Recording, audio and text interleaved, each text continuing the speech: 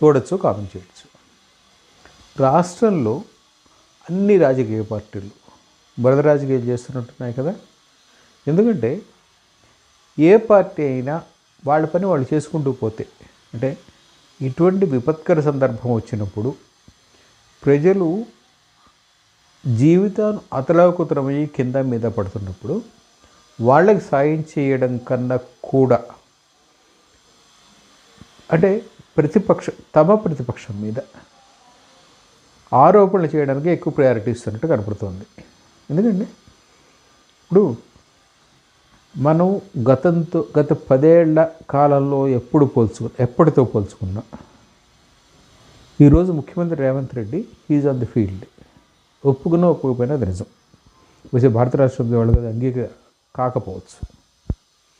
అట్లాగే భారత రాష్ట్ర సమితి నాయకులు